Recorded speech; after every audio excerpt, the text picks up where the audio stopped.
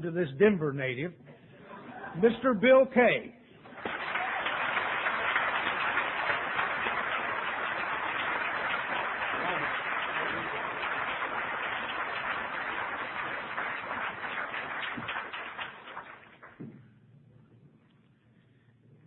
Thanks for giving the first 15 minutes of my talk, George.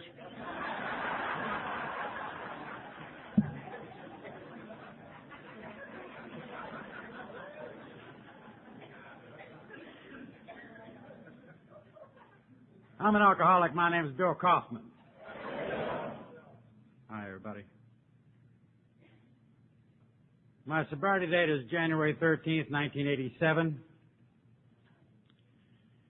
And I'm a member in good standing of the Pomona group of Alcoholics Anonymous in Arvada, Colorado.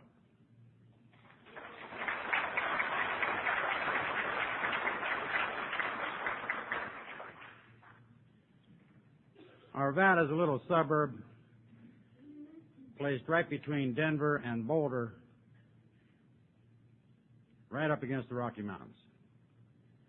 And I've been telling a few folks this weekend, and I'll tell you, if you've got yourselves a pigeon that doesn't believe in God, you bring him out to Denver, and I'll take him for a ride up into the mountains for a couple hours. And he will become convinced. I do love Alcoholics Anonymous with all my heart. I don't claim to love it any more than anybody else, but I guarantee you nobody else loves it any more than I do. Alcoholics Anonymous saved my life. It gave me another chance. It gave me a way out. And I hope I never forget that.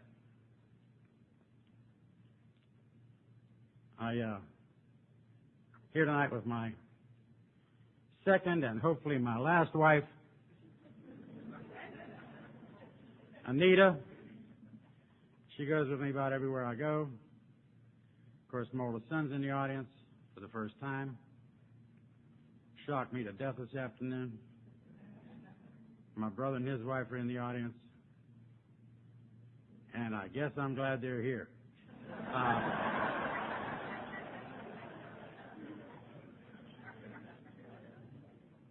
You know, it's an honor and a privilege to be up here and to be here at all with you all this weekend. I'm not giddy happy to be here at the podium. I never am. When somebody asks me to do something in AA, first thing that comes into my mind is no, please, ask somebody else, you know, because I never feel equal to the task. Never have. I don't know if that'll ever change. But my sponsor taught me that it doesn't matter how you feel or what you think. What matters is what you do. So I believe that. The only thing that matters in my sobriety is my actions. And I hope they reflect well on this blessed program. I mentioned my wife, Anita. She's been a special blessing in my life. We get along so well together. We really do. We've married 10 years. And I think the secret to the success of our marriage is that she has managed to divide the duties equally. At our house, she lets me worry about some of the major political, philosophical, and social items like world peace, an end of famine in our time, what to do about that hole in the ozone layer up there. And I ponder these things constantly, and she's in charge of money and sex.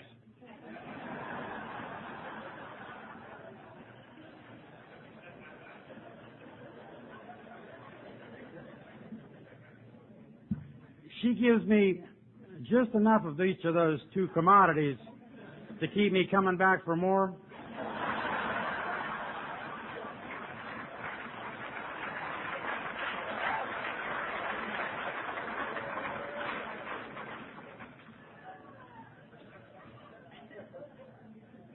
But not too much of either one, lest I might hurt myself or something.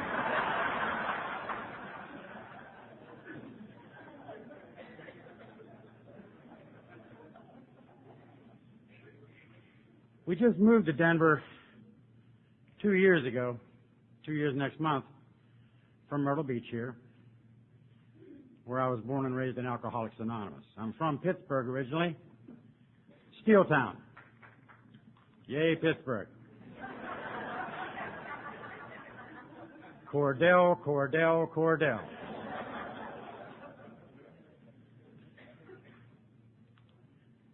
Pittsburgh, a shot in a beer town.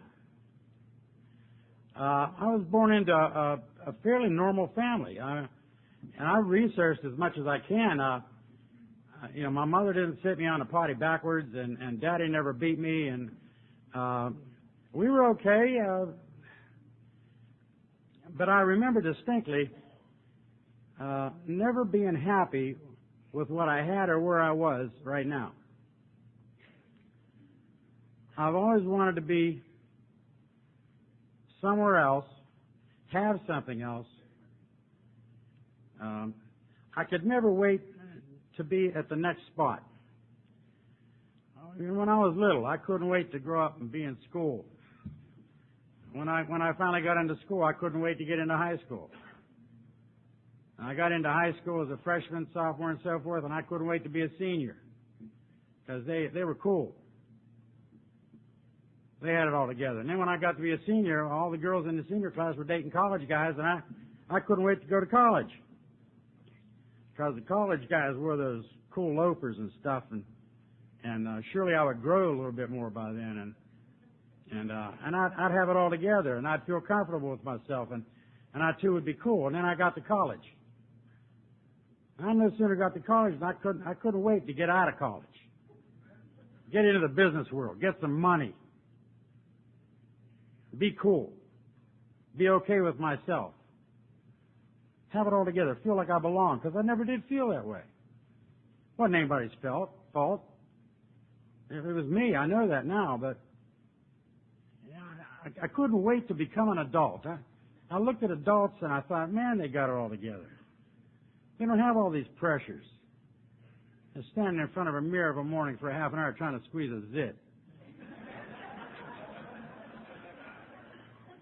That's pressure. And I wanted to be an adult, man. I wasted so much time because I was never happy where I was. I always had to be somewhere else. I swear to you, I say this all the time, and I don't know if people believe me or not, I'm still dying to find out what it feels like to be an adult. I don't feel like one. I don't feel equal to the task. I don't feel like I have it all together, you know? I'm 59 years old, and I feel like some little kid up here, you know. About the closest I've ever felt with being comfortable with myself has been in a meeting of Alcoholics Anonymous. You know? And I can't blame my drinking on anything. Now, I've heard a lot of people talk, and they say, well, I was an alcoholic when I was 3 years old, and this happened, and that happened, and I did this. I was an alcoholic when I took a drink of liquor. And it hit, and the warmth spread, and from that day on, I could never get enough. I may be in the minority, I don't know that, and I'm not trying to criticize anybody, I'm just speaking for me here. I'm also not an and-up. I'm an alcoholic. And it's been my experience that there are still people coming into alcoholics whose only problem is alcohol. That's why I try to remember our singleness of purpose. It's the common bond, the one common bond.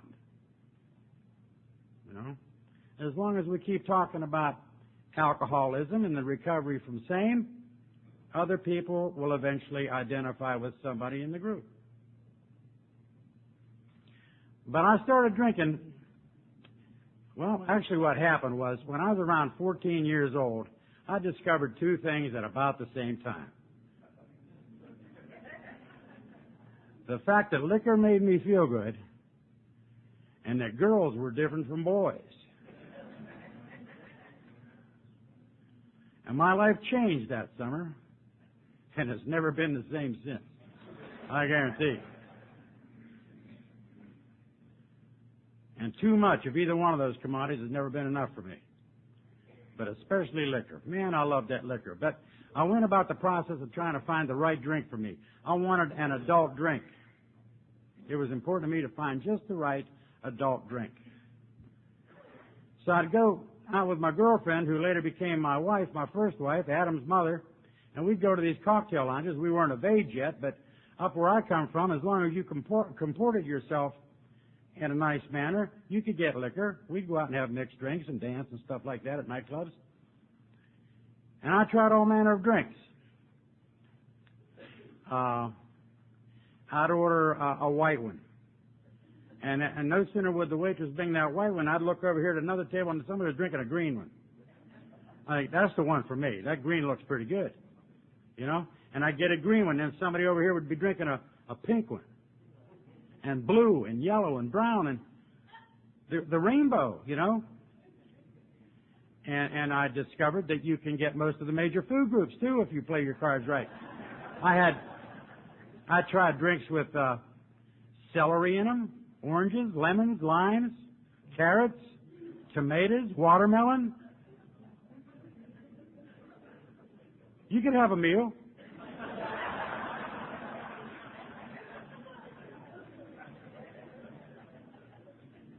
And they came with door prizes, some of them.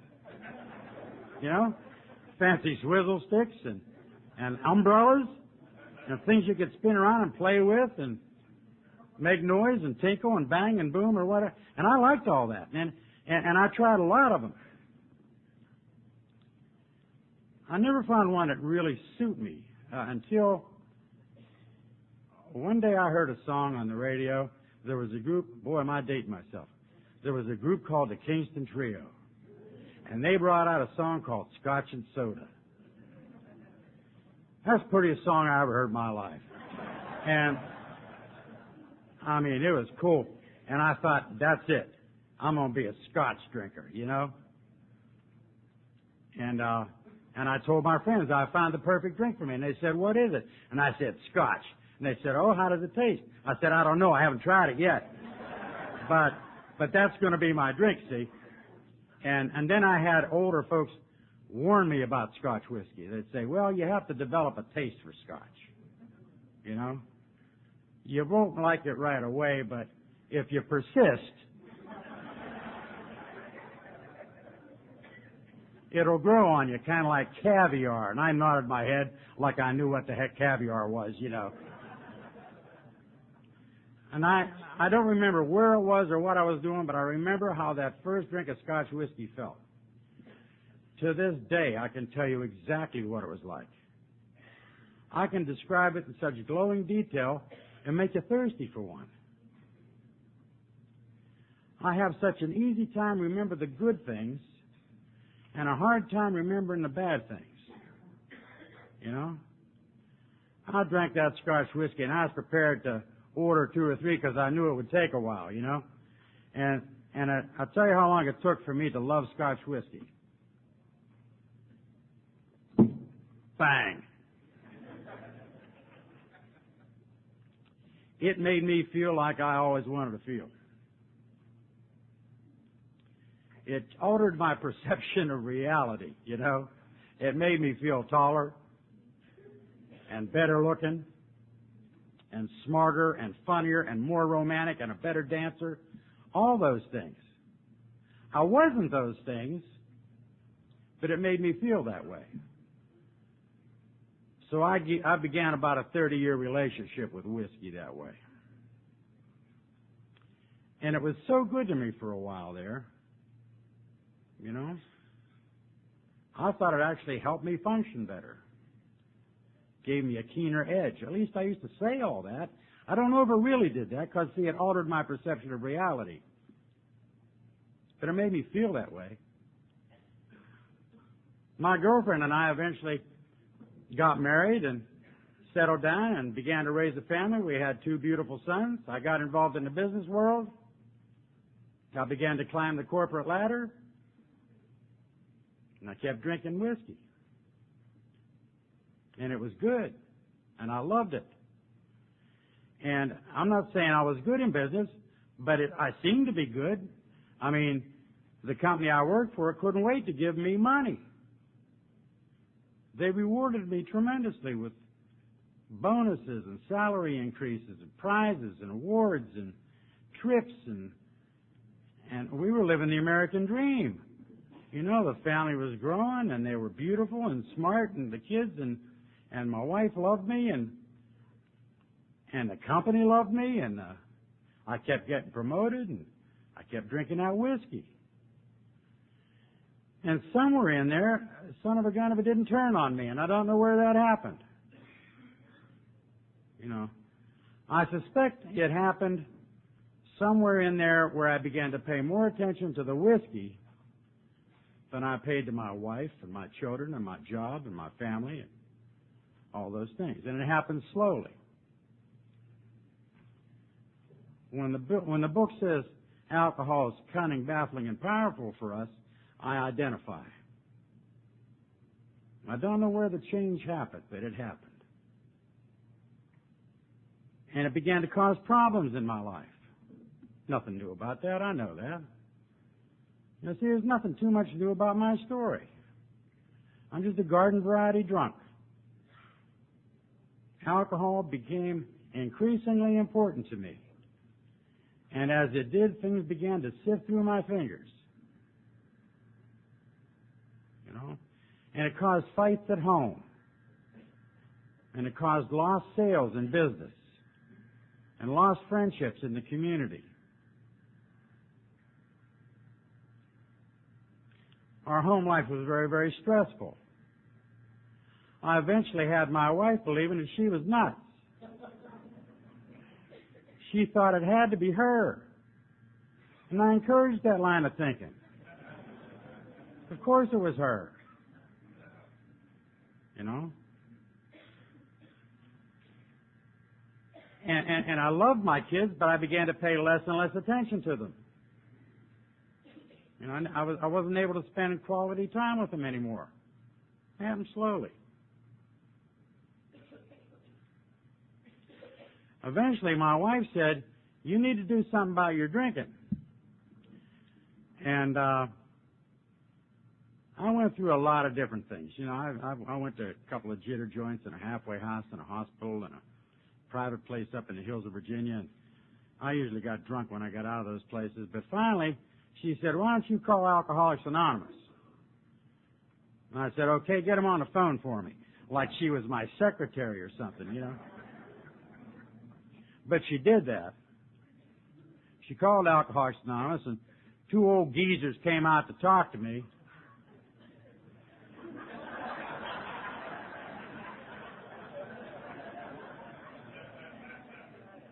These two old geezers are about the age I am now. And they hauled me off to Alcoholics Anonymous. And I went with them, and they started talking this mumbo-jumbo to me about how glad we are to have you with us, and I've got some friends I want you to meet, and all you need to do is sit there. You don't even have to say your name if you don't want to, and we love you and keep coming back. And I'm saying, yeah, right. I was paying lip service. I needed to get my wife off my back. But I went faithfully to Alcoholics Anonymous meetings with these fellows for a couple of months. Once a week. Whether I needed it or not that week, I went with them.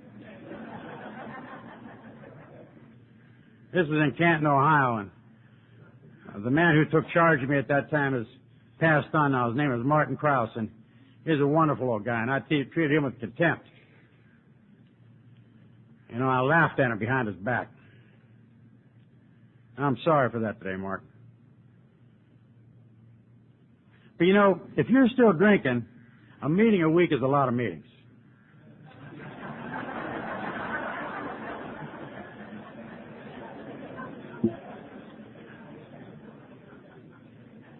So I decided to cut them in half.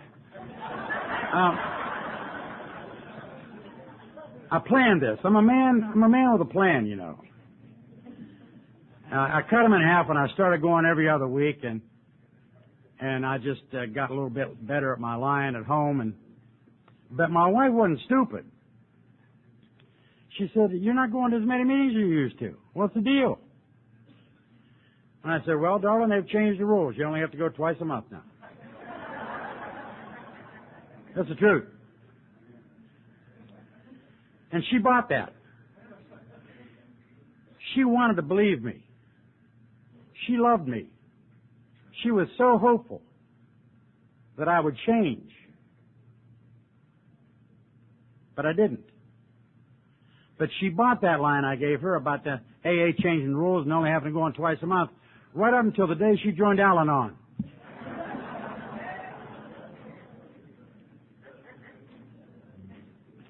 Now listen, I didn't know what a resentment was back then.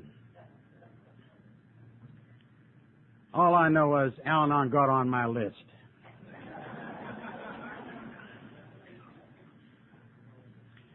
Because shortly after she joined Al-Anon, son of a gun if she didn't throw me out with my suitcase. And it wasn't too long after that,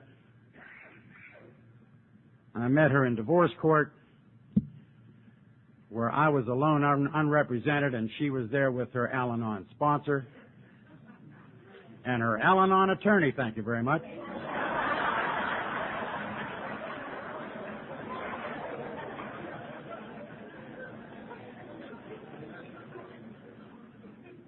Al-Anon went to the top of my list,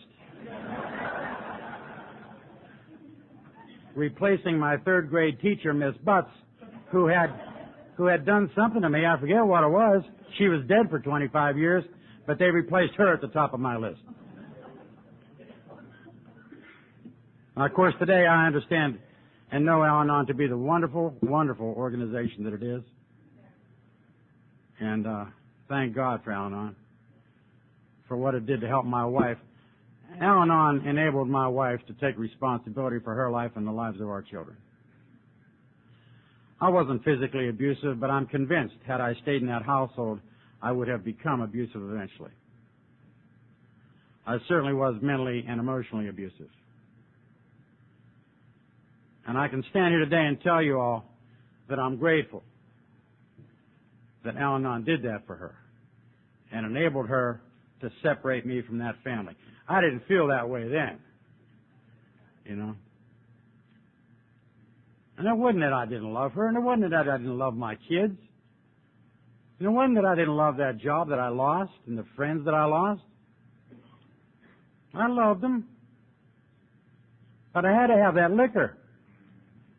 You know what I mean? I couldn't stand life without it. Today I look back and I thank God for that liquor.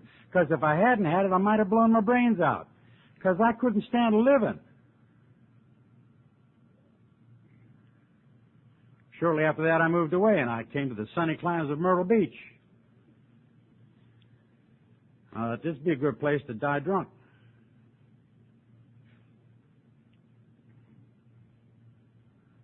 And I spent the next 6 or 7 years trying to do just that. Convinced that I was going to die a hopeless drunk. And it wasn't that I didn't care about that. It's just that I had to have that liquor, see? Had to have that liquor. I wound up living in this hovel. George remembers a little old trailer. The kind of place we like to call home, you know? Puke on the walls. I used to go to the bathroom to puke, and then I just started aiming it in that direction, you know.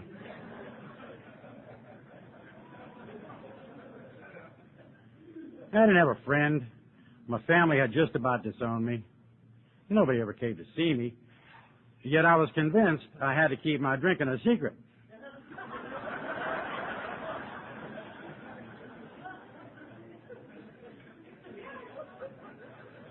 If I'd hear a car door slam outside, I'd turn all the lights out and bolt the door. Keep the curtains drawn, you know. Rip the phone out of the wall. I began one day to concentrate on our garbage man.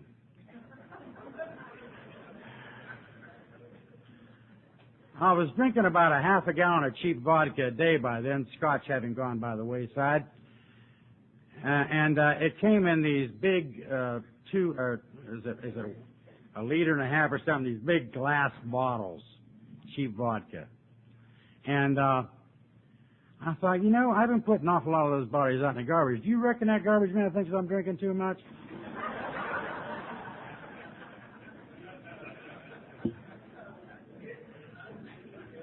And surely he'll tell on me. I don't know who he's going to tell. I never got that far in my thinking. But I knew that I had to develop a plan to hide my drinking from the garbage man. Now, when I say I concentrated on the garbage man, I never actually met him. I don't know if I ever even saw him. But he was the drinking police as sure as I'm standing here.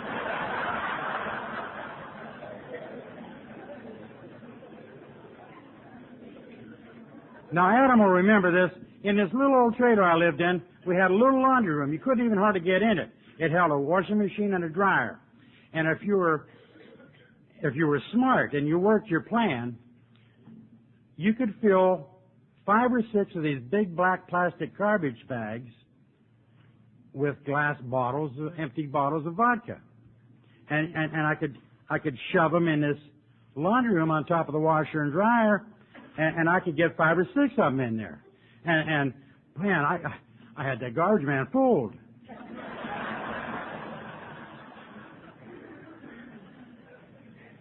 But then I couldn't get any more in the darn room there, so I had to come up with another plan. What am I going to do with these empties?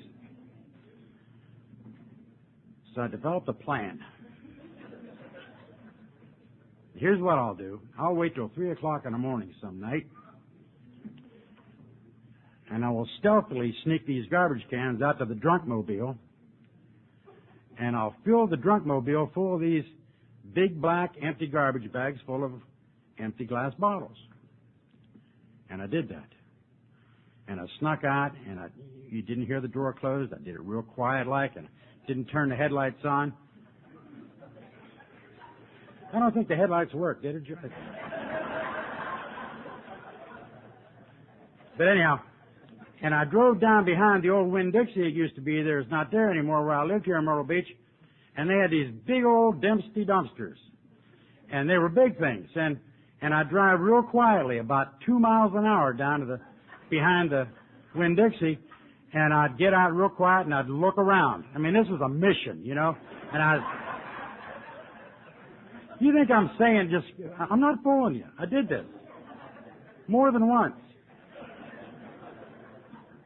And I'd take 2 of these bags, one in each hand, and I'd sidle over to the dumpster, and when I knew the time was right, I would wheel them up over my head. And when they hit the inside of that dumpster, that glass would break, and you could hear it for blocks around.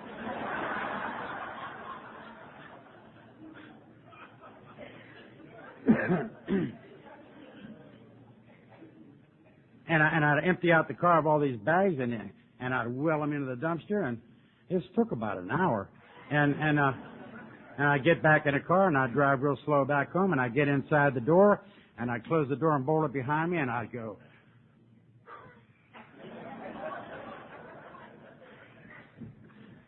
another mission completed.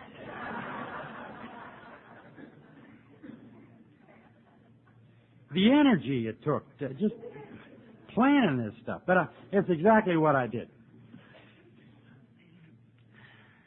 You laugh at all this, and we laugh at all this now. It wasn't funny. This is serious business. This was my major feat of 1985, getting rid of those. I'm serious. Anyhow, one day I began to notice that my body was taking on a new shape, and I had no idea about the ravages of alcoholism. I didn't know anything about that stuff. I went to a doctor, smart fellow that I am, and this was in 1986, and he examined me. He said, "Oh, your liver's hanging out over your belt, and you need to do something about your drinking. You need to quit drinking." And he wrote out 3 prescriptions, or he wrote something on 3 prescription pads there. And And I took them and I shoved them in my pocket and I paid them and I left. And on the way home, I took one of those prescriptions and I threw it out the car window with contempt. The second one, I stopped at the drugstore and I got filled. I don't know what it was for. I think it was for a diuretic or something. I don't remember. But I got it filled. And while they were filling it, I went next door to the liquor store because he said, if you don't quit drinking, you're going to be dead in a year. And what I heard him say, and maybe you can identify and maybe you can't, what I heard him say was, you have a year left to drink.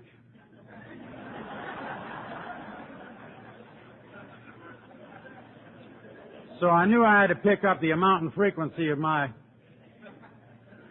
indulgence there, and so I got me some liquor at the liquor store where they were filling this prescription. And the third prescription, I just left it in my pocket.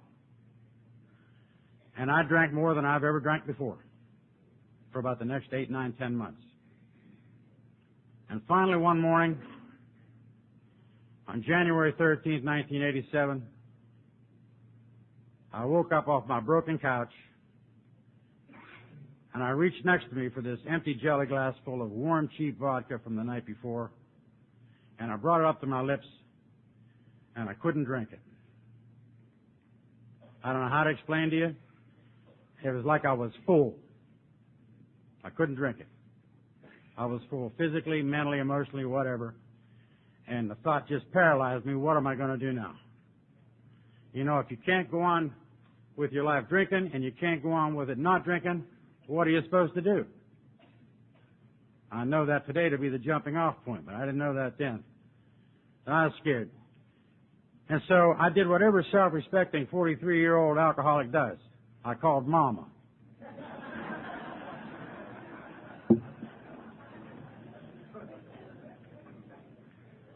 And she and my stepfather came up to my hovel, and they looked at me, and they looked at the place, and it was a mess, and I was a mess, and they didn't know what to do, and I didn't know what to do, and it was about 7 o'clock in the morning. I wasn't crying. I was like in suspended animation. I was all bloated and misshapen, and my color was, I don't know, you know what color I look like, dark yellow. And they said, what are we going to do? What do you think we ought to do? And I reached into the pockets that I had on. This is like 9 or 10 months later, and this tells you a lot about my laundering habits. I pulled out this prescription that had been in there for months and months, and I looked at it, and it said on there, call Willie. And there was a phone number. It was the third prescription that doctor had written for me, and I said, well, I don't know, but here, call this number. And they did, and Willie said, come on up, because he had a habit of going into the office early every morning and worked at a treatment center. And I went up to see him, and he rushed me over to see the boss at a treatment center who was a doctor. And, you know, there's a large part of my story that if it had a title, it would be called My Doctor, My Teacher, and My Sponsor. My doctor was Jim, my teacher was Willie, and my sponsor was George. And 2 of the 3 are here tonight. And we just talked before the meeting, George and I think Willie's here tonight too. We went to see Willie, and Willie called the doctor and convinced the doctor to take me ahead of some other patients. And I went over to see this doctor, and he performed a rigorous and thorough, complicated exam of me that took about 15 or 20 seconds. And I can hear him now. He's saying, pal, pal, you need to get in the hospital. You're going to die. And I think I said something smart to him, like, I'll get back to you on that. He said, no, I'm serious. I'm talking about today. You ain't going to make it. He talked to me, and he said, if you don't let me put you in the hospital today, you're going to be a dead man. You're within hours or days of being dead. He said, if you do let me put you in the hospital, you might die anyhow,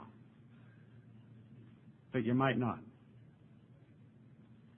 So kind of cavalierly, I just mentally flipped a coin, and I was in the hospital that day. While I was in that hospital, the man who became my sponsor came and talked to me. And for the first time, someone came to talk to me and did not talk to me about my drinking. He talked to me about his drinking. And when he was done, he asked me if I believe in God. And I don't remember exactly what I said, but I must have indicated to him that I either didn't or I didn't care. And he said, "Do you believe that I believe?" And I said, "Yeah, I do." And he said, "That's enough to start." My doctor also told me, "Bill, in your case, it is most assuredly going to get worse before it gets better." He had an inkling of what lay ahead for me physically, and I didn't. I went in the hospital, and I spent about that first year, as I recall it, alternating between going in the hospital, and then when I wasn't in the hospital, I'd go to treatment during the day, and I'd go to AA meetings at night with these fellows who would pick me up in a big car and set me in between amongst all of them and play country music.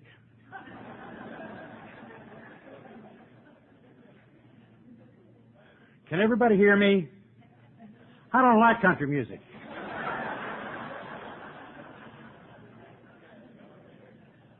But I got sober on country music. I stopped loving her today. Oh.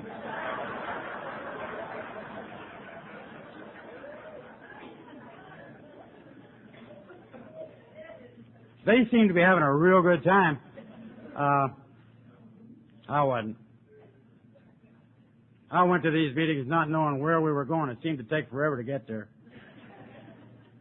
Once we got there, I didn't know what the heck all these people were talking about. I had no idea. I was totally confused.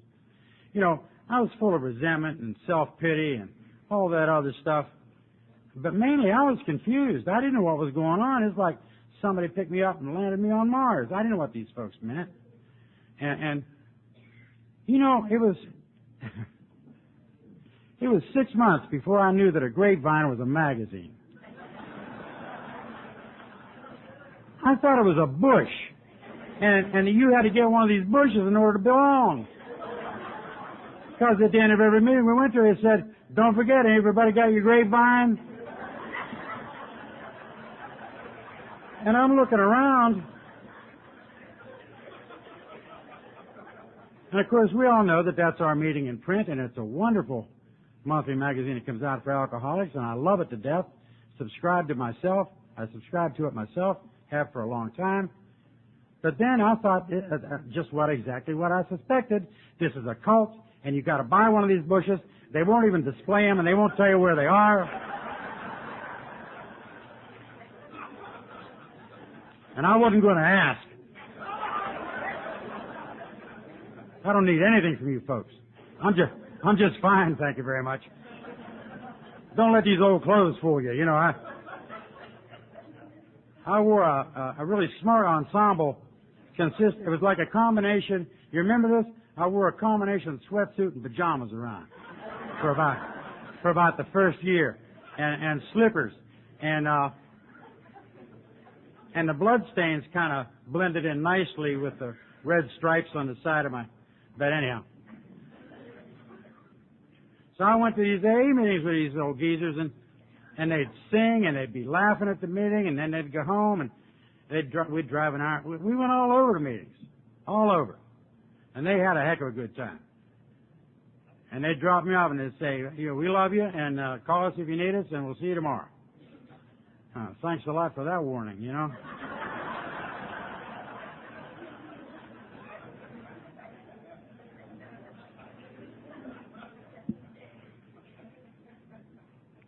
I was in real bad shape physically, and George talked about it briefly earlier. I had a lot wrong with me from drinking, and I still got a lot wrong with me from drinking.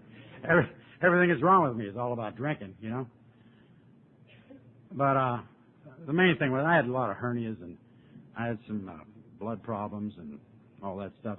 The main thing was though my liver was shot, and I guess they really didn't know if I was going to live or die, and I sure looked like I belonged in a box instead of living in that penthouse of mine.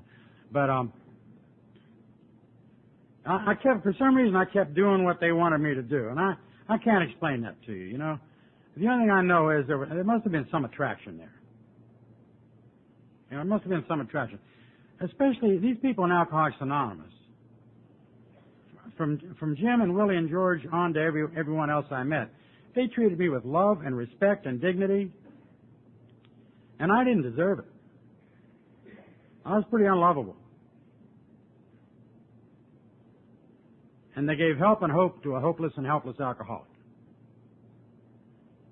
And I fought this thing tooth and nail. In a perverse way, I wanted this not to work for me, so I could show you, see, that it wouldn't work for me. And they kept me under their wing, you know. I remember going into Willie one day and him saying, well, Bill, you know, one of the things you might try doing is ask God to help you have a sober day every morning. And I said, but Willie, I don't believe in God, and I don't want to be a hypocrite. He said, Kaufman, you've been a liar, cheat, and a thief all your life, and you're worried about being a hypocrite?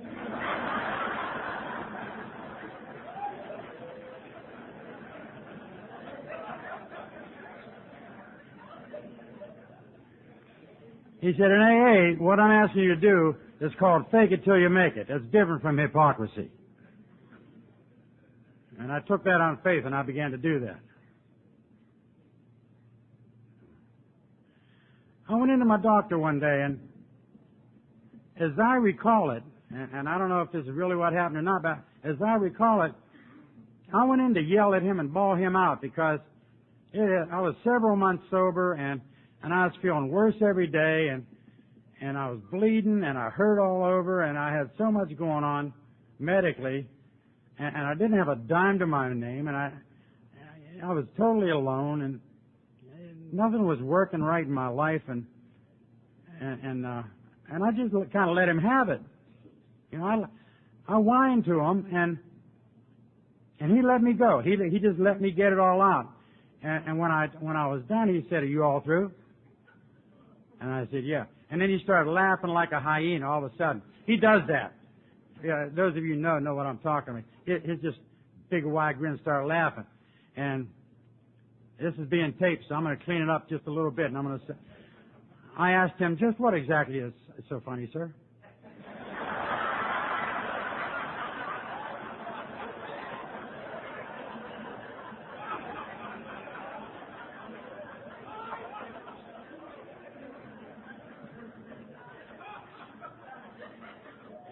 And he said, do you realize that if you had your health and a pocket full of money, you'd be drunk right now?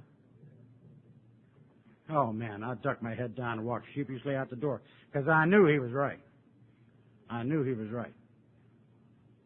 He had been talking to me about God having me in a harness. And he said, Bill, if you can look at it that way, God has you in a harness, and my harness was physical. I could not go out and do whatever I wanted to do. It hurt too much. And that was my harness. It held me in place while the healing began. Everybody has their own harness. Might be financial, might be family. Mine was physical. And I began to understand what he was talking about. And I'd go to Willie and I'd say, Willie, I'm not getting this thing. He said, well, what is it, Bill? What aren't you getting? And I said, I don't know what it is I'm not getting, but I know I'm not getting it. I didn't know what I was supposed to be getting. And I thought, well, if I don't know what I'm supposed to be getting, how will I know whether I've got it or not? And he said, you'll know. Thanks a lot, you old goat.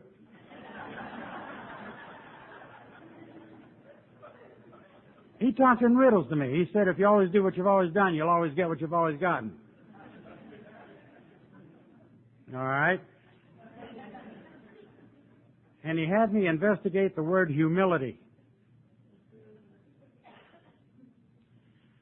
I looked at a bunch of books about humility. Some of the greatest books ever written. I have no idea what I read.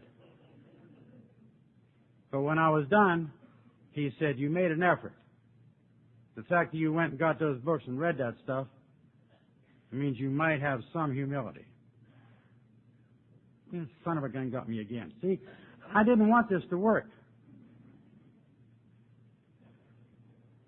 And then there was my sponsor. When I wasn't in a hospital or I wasn't too sick to be moved, we'd go to these AA meetings. And you know how your sponsor can be addressing someone way over in the corner of the room, and you know he's talking about you. Or when you have 3 or 4 fellows or women like that around you, and they're all telling you the same things, only in different times and different places, and you're thinking, they're having meetings about me. Jim told me this yesterday. Willie told me last night. Now George is telling me today. These guys, and this was before cell phones. These guys were having meetings, but they weren't. They were all working out of the same material. He snookered me. He's still doing it to people. Somebody should stop this fella.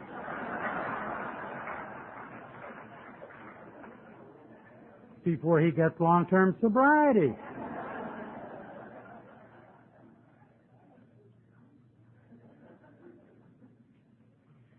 He had me write down a 4-step, and he explained it to me. And you know, I'd been in treatment, and I had a stack this high of papers and pamphlets and charts and stuff about how to do a 4-step. We did it out of the Big Book of Alcoholics Anonymous. We did it out of the Big Book of Alcoholics Anonymous.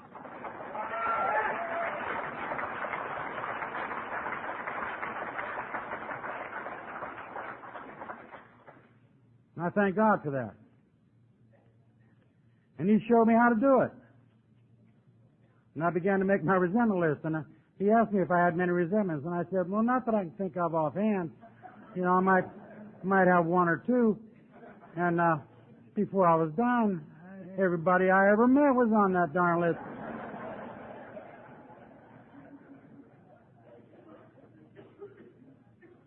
Some of it was so petty and embarrassing. That poor 3rd grade teacher. I have no idea what she did to me. May she rest in peace. Dead 30 years, and she was still number 2 on my list, right after Al-Anon.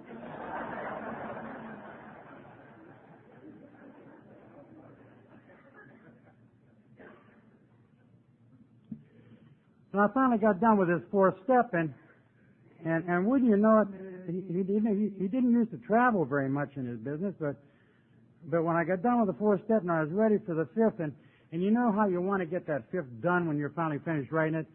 You know, it's just because it's just a big yoke around your neck. And he went out of town for a week, and I thought, oh my God.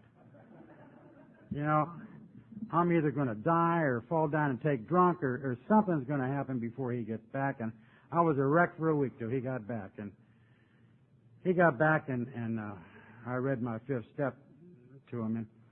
And my purpose here is not to take you all the way through the 12 steps of Alcoholics Anonymous, but there are a couple of key points. You know, he shared with me about him. Because there were some things that I did not write down there, and I didn't know until the very end whether I was going to tell him these things or not. But in the end, I did. You know, and when I was done, he didn't shrink back in horror. You know, I've got this really mean streak. I call it satire, but some people call it mean. Someday, I'd just like to, when a pigeon gives me his 5th step, I would just like to sit there and suddenly pop my eyes open and say, "You did what?"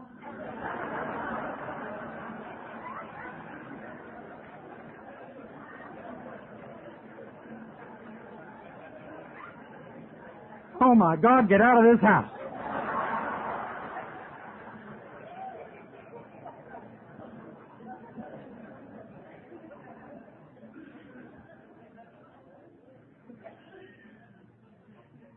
You know, I kind of agree with Marie over there. The hard part about a 5th step isn't giving it, it's listening to it, because you got to stay awake and act like you're interested.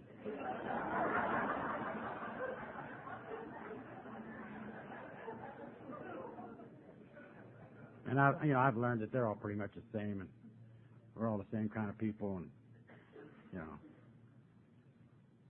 just one time I'd like to do that, but I won't. I don't think. One day at a time. Well,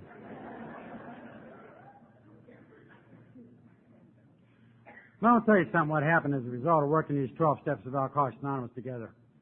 Somewhere in there, I changed. And I really wish I could point to the day where that happened, and it just didn't happen like that. It happened slowly, And I didn't read the second appendix to the Big Book of Alcoholics Anonymous till I'd been in the program for several months. And when I read that, man, I said, geez, that's me, I believe that some people have an overwhelming experience, a kind of an emotional thing that enables them to see the light, and like Bill did, and change immediately on the spot. It just didn't happen for me that way, and I know others that it hasn't happened to. My change has been of the educational variety, and it's been slow and difficult and painful, but I have changed. I believe in God. You call it whatever you want. The moment I try to give shape or form to God, I begin to lose its essence. I just believe that God's there. And to the point where every morning when I get up now these days, I ask God to help me have a sober day. I've been doing that for a long time, and it used to mean one thing. It used to mean, don't let me take a drink. Today it means something else. It means don't let me take a drink, but it also means help me act in a sober fashion that day. Help me to reflect well upon Alcoholics Anonymous. That's all. I don't want to do big things in AA. I just don't want to hurt it. I just don't want to hurt it. I don't want to tarnish Alcoholics Anonymous. But anyhow, I was supposed to get this liver while we were doing all this stuff, and I got a beeper and all that, and there even came a point where I was too sick for the surgery. I wound up going in the hospital at one point. I was a year sober. I was 14 months sober, and woke up at 3 o'clock in the morning one night, and I felt something wet in the bed, and I thought this would stop after I quit drinking, I had been growing this watermelon out in the middle of my belly, full of ascites fluid from liver disease, and it got so big that what had happened, it burst, and my abdomen exploded that night. And as I recall, I lost about 35 pounds in a rather short time. I needed to lose a little weight. I don't think you're supposed to lose it like that. They rushed me. I called Alcoholics Anonymous, and those folks ran me to the hospital. And that began, as I recall, something like a 45-day period of the most intense pain I've ever experienced in my life. My abdomen exploded, and all this fluid came out. It shot out of me like out of a little garden hose. I could spray it around the room, It didn't hurt at the time. It just looked funny. And we went in the hospital, and they started trying to work on me, and it was when I was 14 months sober that I became too sick for the surgery, even if they harvested a liver that matched me. And I couldn't have painkillers. Most of you probably know that you can't give a liver patient painkillers.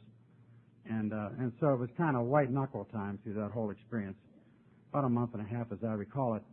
And every day was more painful than the day before, and the pain never let up for an instant, and it got worse. And I would go in and out of consciousness, and I would scream to God, please, just give me a minute here, And they did all kinds of things for me in the hospital there.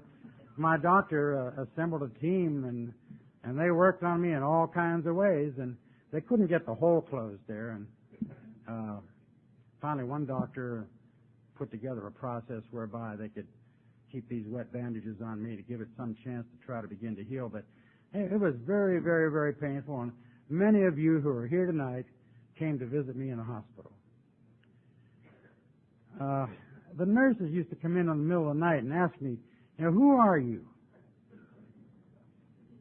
Because you got all these people coming 24 hours a day. They felt like I was the governor's nephew or something, you know.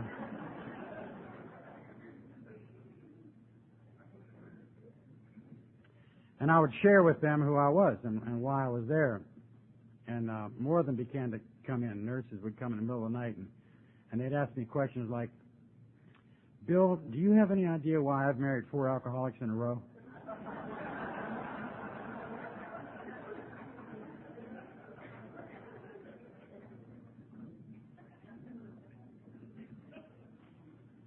And these AAers wouldn't leave me alone. They kept visiting. And my mother stayed with me. The whole time I was there, they put up a little cot for her in my room. And the pain was unbearable. And for a long period of time, I was laying on this inclined plane with my feet up in the air and a tent over me and all these tubes. I don't remember how many tubes were going in me, you know. And I met my ex-wife's new husband kind of hanging upside down. Hey, how you doing? She's a fine woman. Take good care of her, you know. Pain was terrible. It was awful. I also learned what a dry shampoo was then. I never knew what a dry shampoo was. My mother, though, concentrated on my hair while I was in the hospital. And she bought some stuff, and she shook it in my head and was giving me a dry shampoo. And she became alarmed and said, oh, my goodness, Bill, look.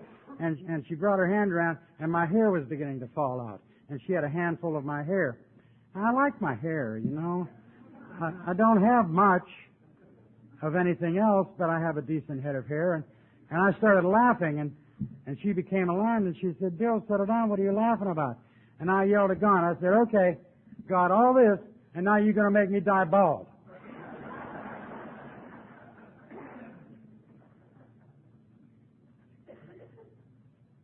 Finally came a day when my doctor and a couple other doctors came in and talked to me and said, Bill, this is it, and there's nothing more we can do, and you're not going to make it.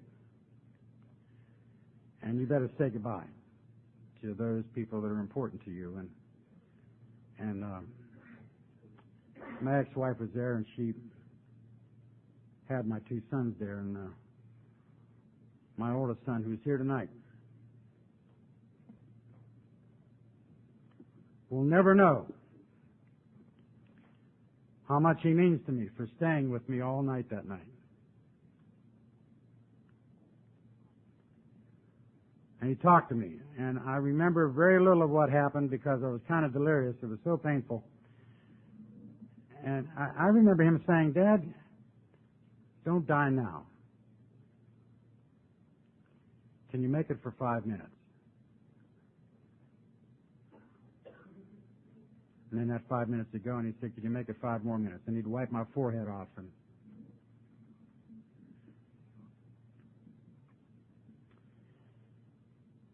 And I didn't die that night. I was supposed to, and I didn't.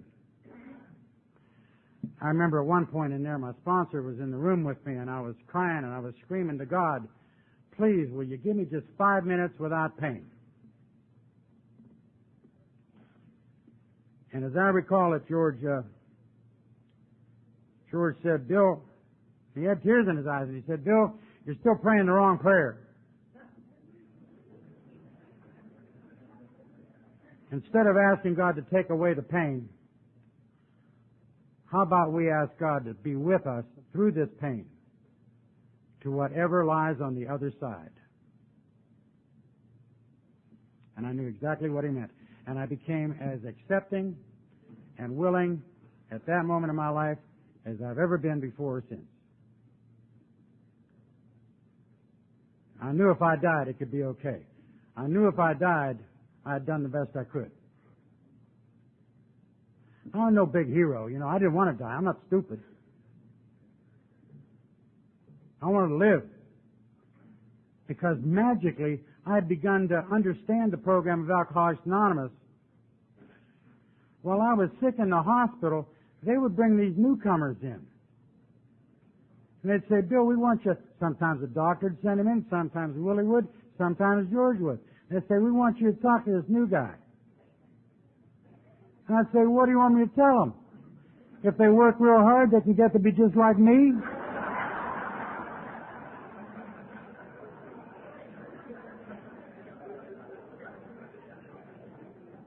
There's old bald-headed Bill dying in a hospital. Tell him how great life is in Alcoholics Anonymous.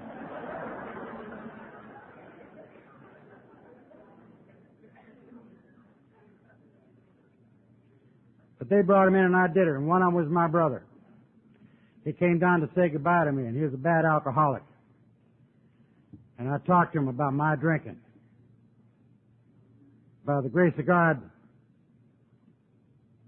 he's been sober 14 years in Blessed Fellowship of Alcoholics Anonymous as of about 3 days ago.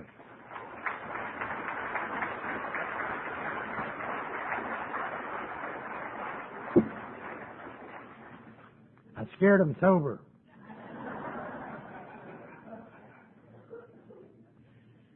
But I didn't die that night. I did not die that night, and I'm so grateful because it has given me a chance to even further and more fully understand the program of Alcoholics Anonymous and how this thing can work in a person's life. A person like me is a hopeless and helpless alcoholic. You know, and I know we give our program, the 12 steps, freely to other groups as long as there's no profit motive. Anybody who wants to reply, Alcoholics Anonymous lets them use the 12 steps. But correct me if I'm wrong, Jay and George, I don't think we guarantee anybody that they'll work. What we know is they work for alcoholics. We know that. I know that.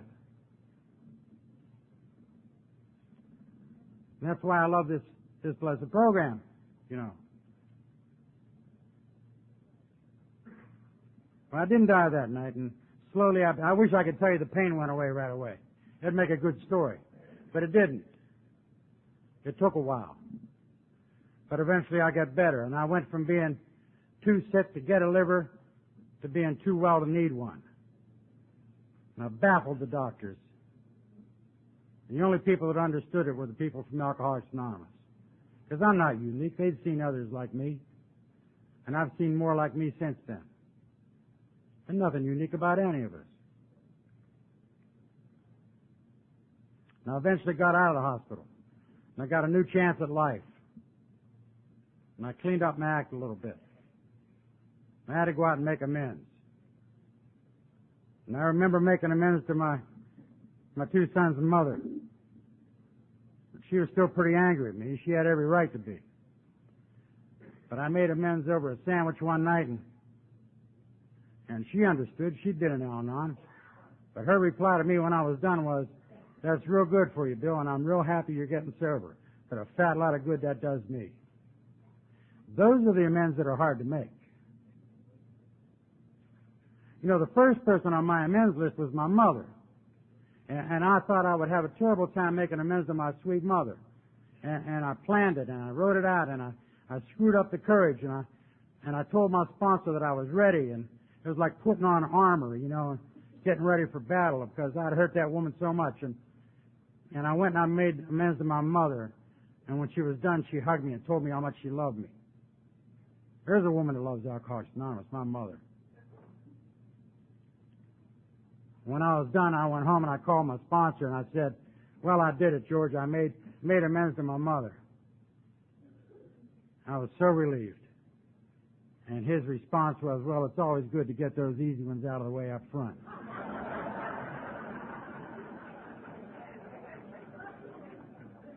He knew my mother.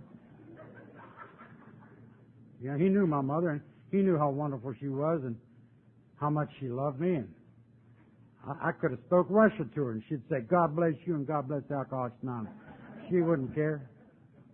The tough ones were the people that didn't think highly of me. My ex-wife. Today we're friends. Today my ex-wife and I are friends, and the last couple of years we lived here in Myrtle Beach, my second wife and I, my ex-wife moved down to Wilmington, and they used to go shopping together. My two wives.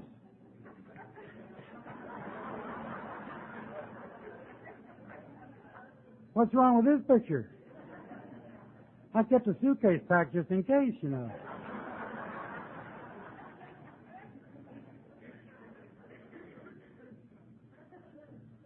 Probably most importantly, over a period of years, Alcoholics Anonymous has enabled me to become reunited with my sons.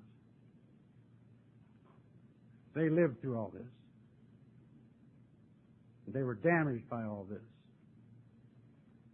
Hopefully not beyond repair. They know about Alcoholics Anonymous. They're grateful to Alcoholics Anonymous. They know the three men that I speak of so highly. Jim and Willie and George. There were others too.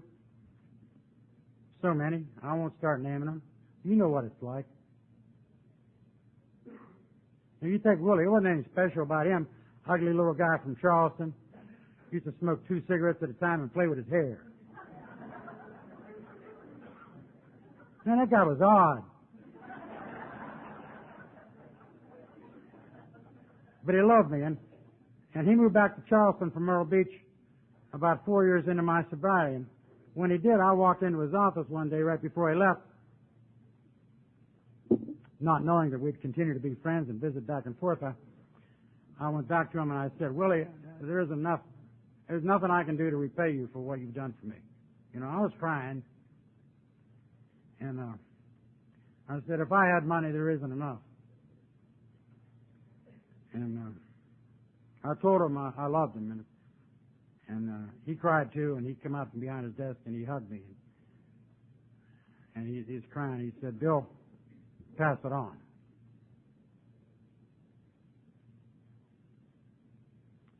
And I hope to do that, folks.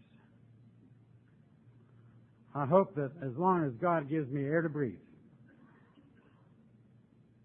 that in some small way I can continue to pass on the message of recovery in Alcoholics Anonymous to other alcoholics.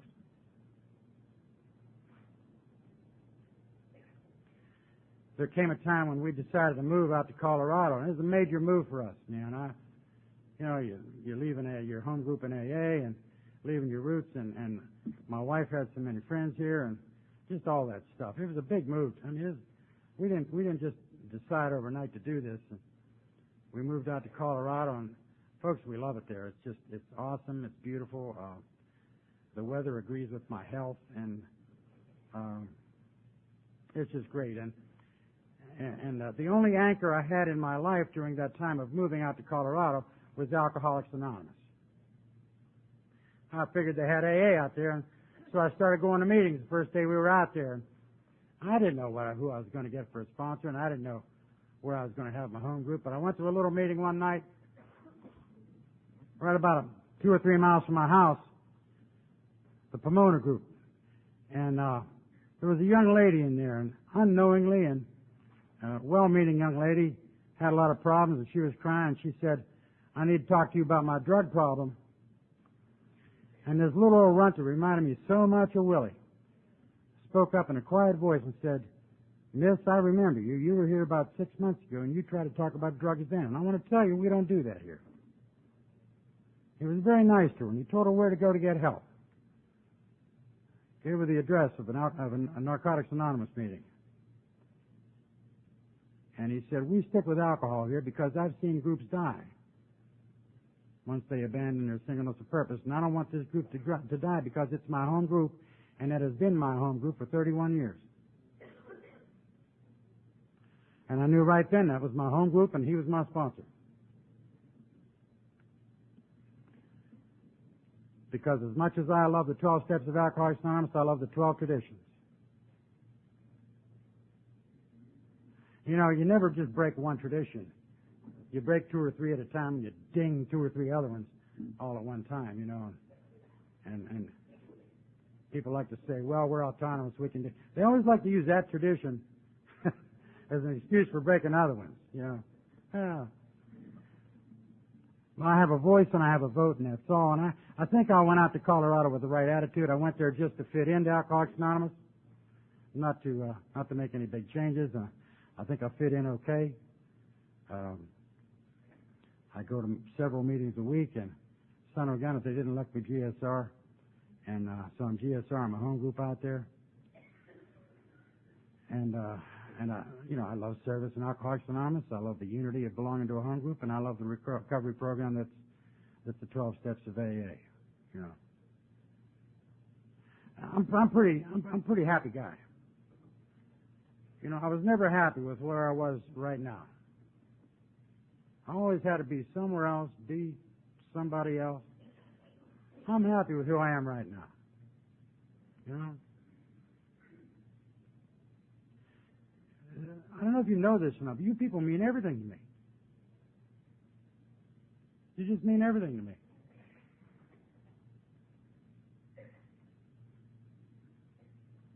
So many people have helped me.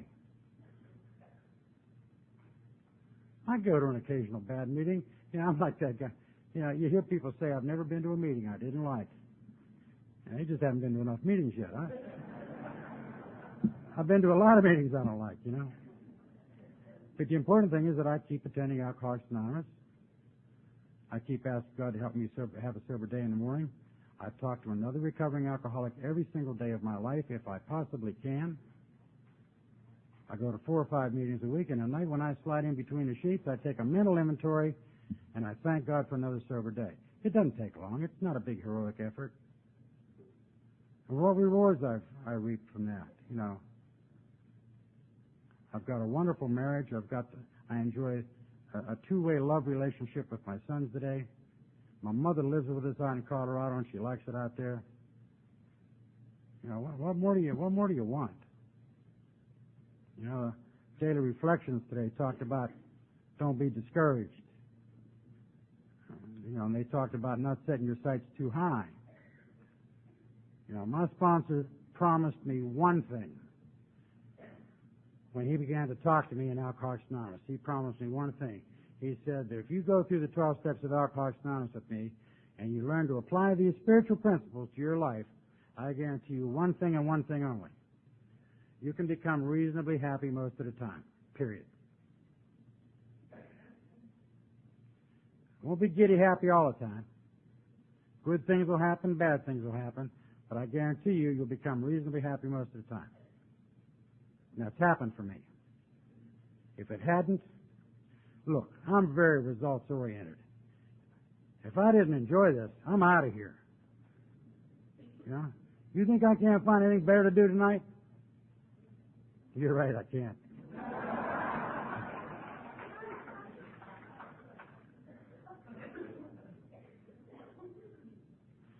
But I do love Alcoholics Anonymous. I owe it everything. And I love you people for being here. I want to thank the committee for giving me the privilege of sharing my experience, strength, and hope with you. I hope you have a nice time at the rest of the convention.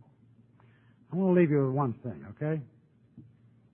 Willie died, and died of cancer, and I was privileged to be at his funeral and help with that a little bit.